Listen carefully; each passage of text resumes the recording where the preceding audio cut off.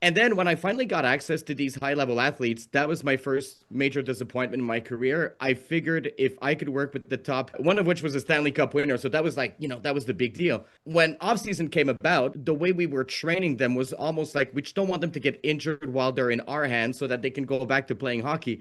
And I thought, okay, so if we're babying these high level athletes, then what's the hope for like, really advanced sports training? And is it just that it stays in the books and that in real life we don't apply it? And then I came to the realization that a lot of these high-end athletes had just as many muscle imbalances and joint dysfunctions as everyday people did.